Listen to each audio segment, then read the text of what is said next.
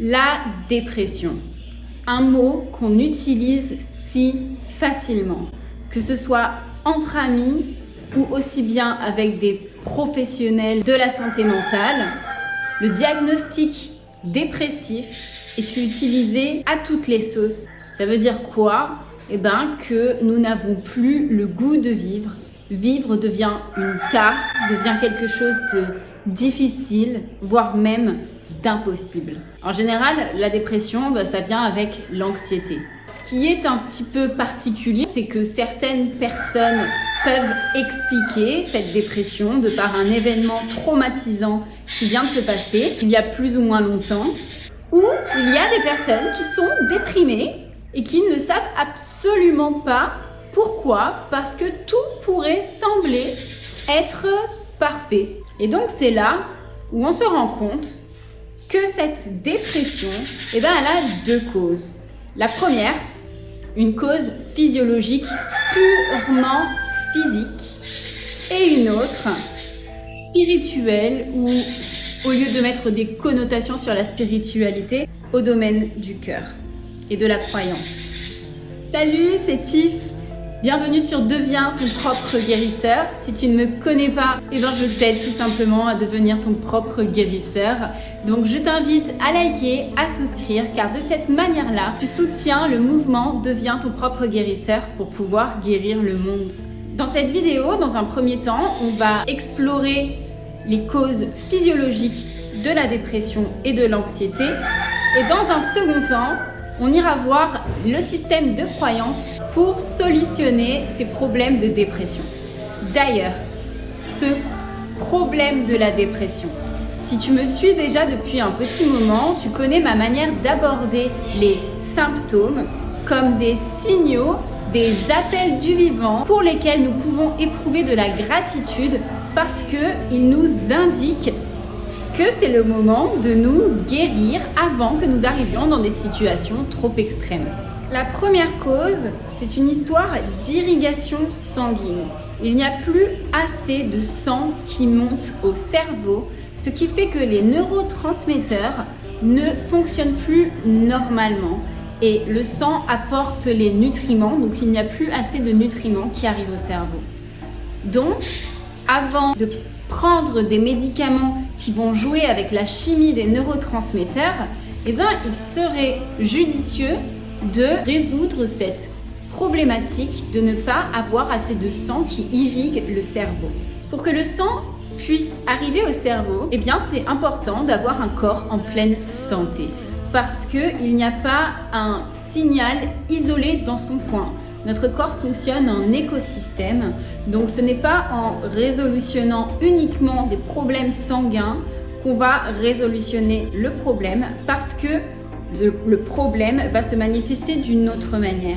Donc le problème ici, c'est que le mode de vie n'est pas adéquat avec notre santé physique, mentale et spirituelle. Et donc il y a une révolution à faire à toutes les échelles et une redéfinition de soi. Donc ça commence par l'alimentation. Maintenant, c'est plus un scoop. Notre ventre est notre premier cerveau parce qu'il y a beaucoup plus de connexions neuronales à l'intérieur du ventre que dans le cerveau et que le cheminement de neurotransmetteurs se fait à 80% du ventre vers le cerveau et à 20% du cerveau vers le ventre. Les intestins produisent de la sérotonine et de la dopamine. La sérotonine, c'est ce qui te permet d'être heureux, d'être bien, l'hormone du bien-être. Et la dopamine, elle est liée au système de récompense, ce qui te fait avoir du plaisir. Ces sécrétions d'hormones, elles sont régulées par d'autres hormones et par les neurotransmetteurs. Tout est interconnecté.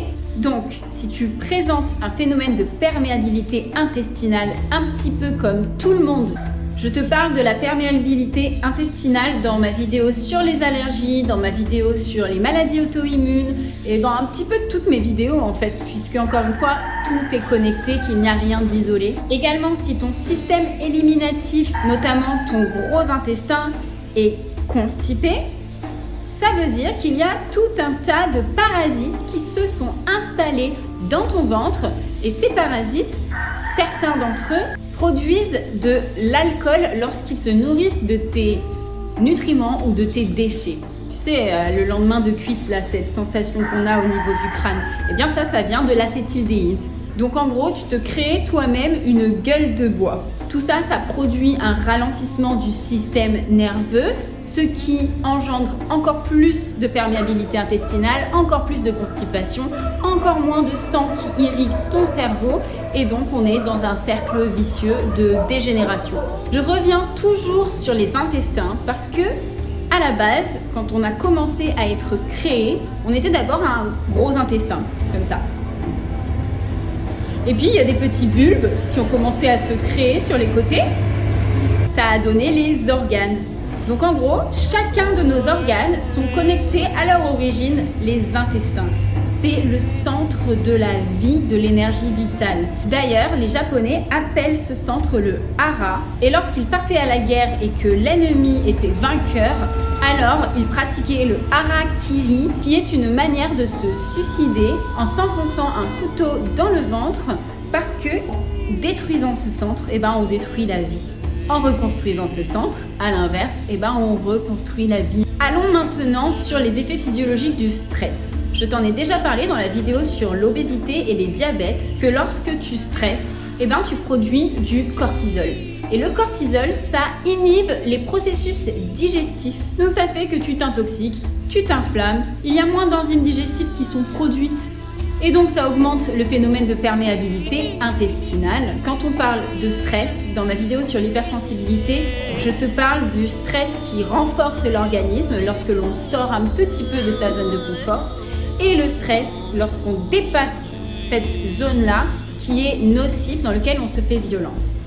Alors si tu as un travail que tu n'aimes pas, une relation amoureuse dans laquelle tu n'es pas épanoui, un boss qui te maltraite, une famille qui te maltraite, que tu fais des régimes, que tu te restreins, que tu te culpabilises et que tu es sans arrêt sur ton téléphone qui dégage des ondes électromagnétiques qui te stressent, tu es soumis à un stress chronique et donc à une surproduction de cortisol qui épuise tes glandes surrénales et qui fait que tu ne sécrètes plus assez d'adrénaline qui, elle, est responsable pour le flux sanguin et l'arrivée du sang à ton cerveau. Donc on t'est engrainé dans tout un cercle de mort.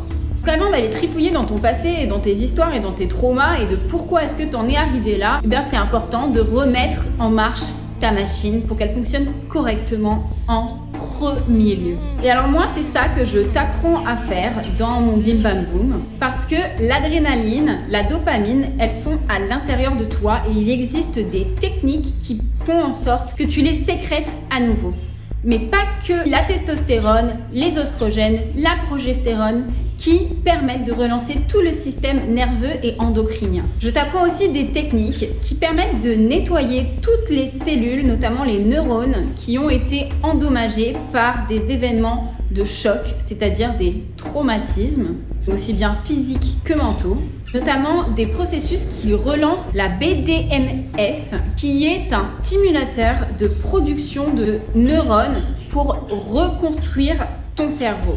Alors encore une fois, au lieu de vouloir jouer à la force créatrice, à trifouiller la chimie du cerveau, à prendre des antidépresseurs et des anxiolytiques, ce serait intéressant d'aller à la source, c'est-à-dire relancer notre machine dans sa globalité. Une fois qu'on a fait ça, ensuite, on peut rentrer dans le royaume du cœur. On est bien d'accord que l'on a des pensées. Les pensées qui sont gérées dans un premier temps par nos circuits neuronaux. Bon, on va dire qu'on les a remis en marche et que notre cerveau fonctionne à nouveau super bien. On n'est pas nos pensées. On a des pensées.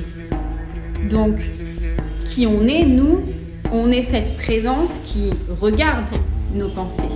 Parce qu'on a vraiment tendance à s'identifier aux histoires qu'on se fait dans notre tête, alors qu'en fait, ce sont des programmes et des mécanismes et ce ne sont absolument pas qui on est, notre identité. Et cette présence qui regarde les pensées, qui c'est ? C'est un système d'évaluation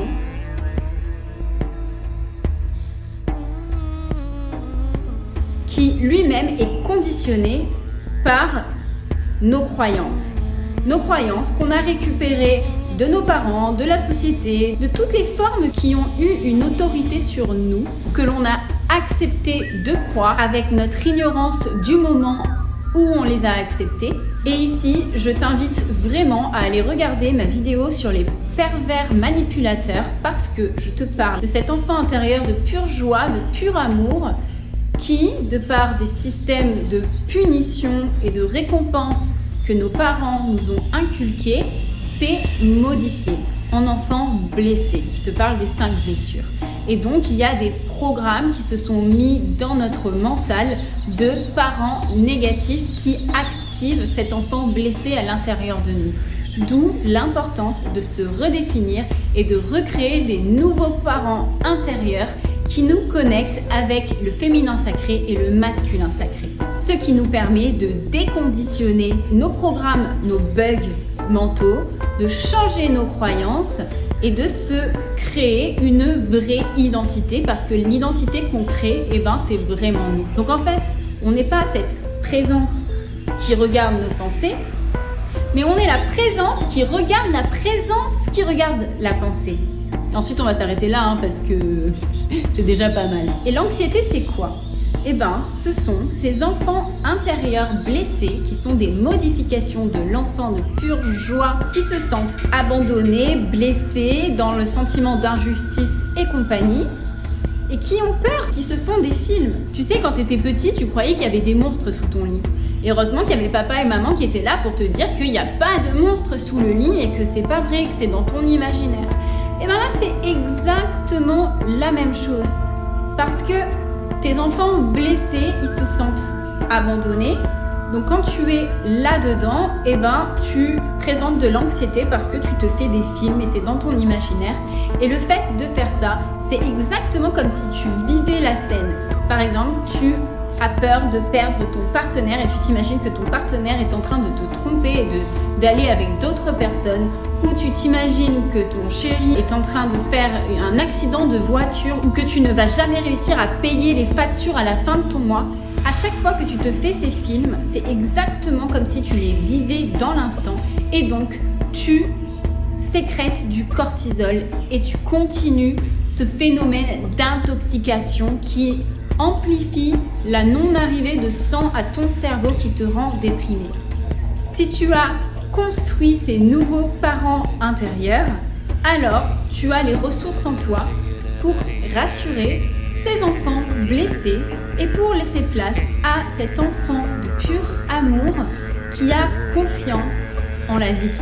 Lorsque l'on est déprimé ou anxieux, c'est qu'on n'accepte pas le fait qu'on n'ait pas le contrôle sur tout dans la vie. Alors on va développer des manies afin de contrôler cette anxiété, cette peur et d'avoir le contrôle sur les choses qui sont en train de se passer. C'est là où on devient végane, maniaque, religieux et qu'on s'enferme avec des « je dois faire ci ou ça » ou penser comme ci ou comme ça pour être bien. Alors qu'avec ces « je dois », on se sépare des autres et on se stresse parce qu'on se met un niveau d'attente personnelle beaucoup trop difficile à atteindre. Et si on y arrive, alors tous ceux qui n'arrivent pas à atteindre ça sont dévalorisés. Donc on n'est pas du tout dans la guérison du monde.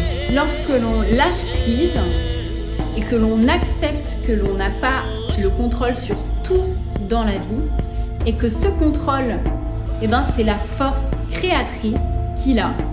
Peu importe ce qu'est pour toi, moi j'aime l'appeler la force créatrice parce que pour moi c'est une force qui nous unit et j'aime décrire cette force comme une toile d'araignée où chacun de nous sommes un croisement des fils et cette force créatrice c'est la toile entière. Ce n'est pas une personne isolée en train de juger et de dire ça c'est bien, ça c'est mal, tu vas aller en enfer, tu vas aller au paradis.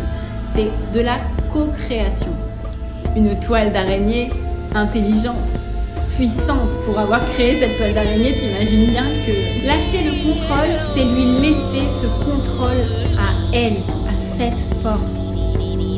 Pour nous autoriser à devenir vulnérables, ce qui nous permet d'être dans la gratitude de tout ce que l'on a déjà dans notre vie et de pouvoir le voir et vivre l'abondance.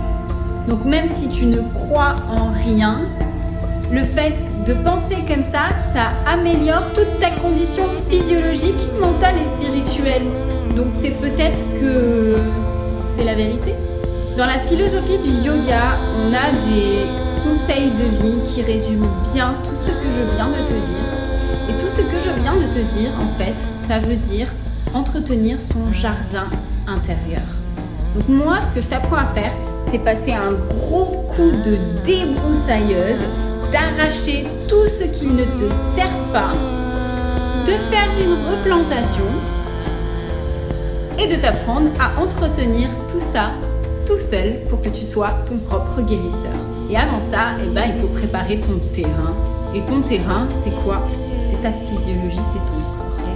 Si tu prends des antidépresseurs, des anxiolytiques, j'espère que cette vidéo t'aura permis de t'ouvrir à des horizons bien différents et d'au lieu de donner ta confiance à des vendeurs de médicaments, la donner à la force créatrice qui se trouve également dans la puissance de chacune de tes cellules et qui a créé cette machine incroyable.